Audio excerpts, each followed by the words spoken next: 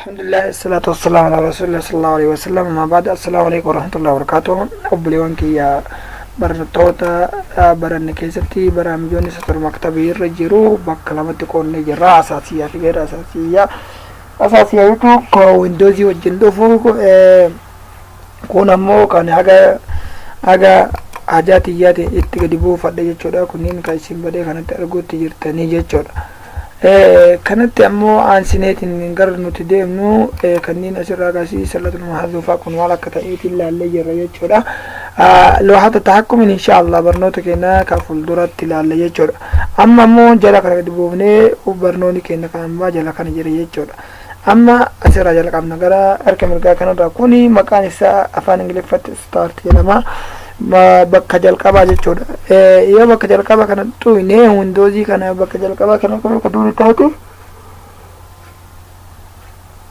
barnaamijonni bifa kanaan nuu baha jechuudha.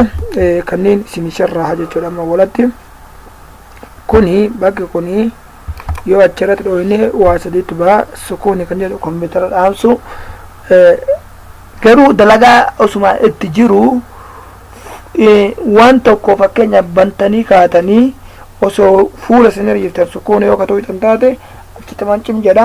Yoo bantan achitama saniin banama jechuudha. Iqaafa tashgiili jechuun wanta hundayyuu guutuu ka dalagaa jirtan illee uf keessaa baaseetiniin guutuutti dhaabbata jechuudha. Wayita guutuutti dhaabbate kanaafu ni dhaabbata. Wantoota silaa bantaniitiin jirtan sanillee cufii isiniin jedha jechuudha. Wantoota banaa jiru barnaamijota banaa jiru guutuu cufii jedha. Sukuun ammoo cufiin jedhu jechuudha. Fincilisa kun ammoo otomaatikiidhaan banameetiin akka inni cufamuu taasisu jechuudha. Kun ammoo barnaamijota loohata tahakkumin jiru karaa gabaabaadhaan fuudheetiin kaasitti fide jechuudha. Kun ammoo suuradhaan windoozii wajjin dhufeetiin jiru yoo ka jiraatu taate mustanada jechuun kitaabbiidhaan garagaraa yoo ka jiraatu taate jechuudha. Itti aanee yoo asirratti dhufne qulfii jijjiirudha.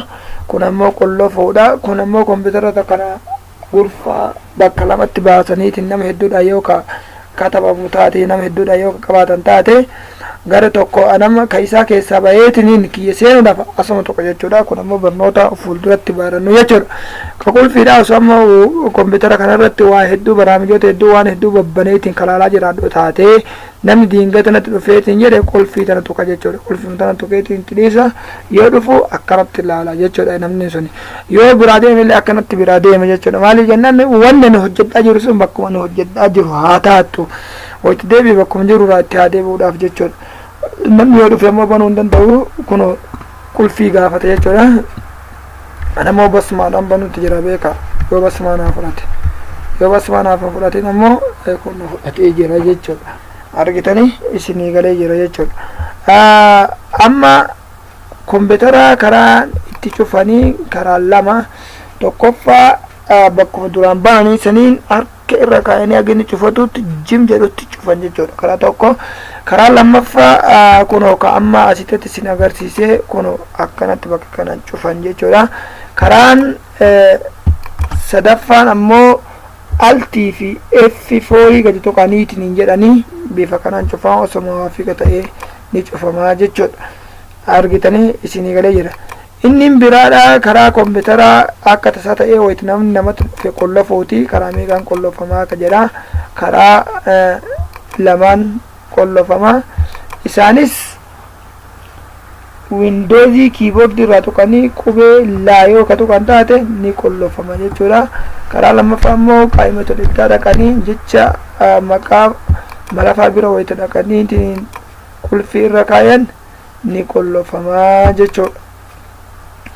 Ammoo waan tana bakka qaa'imata dhibdaa kana banuudhaaf karaa lamaan banan tokko isii matana dhufaniitiin gaddayanitti yoo jedhan ni banamaa jechuudha.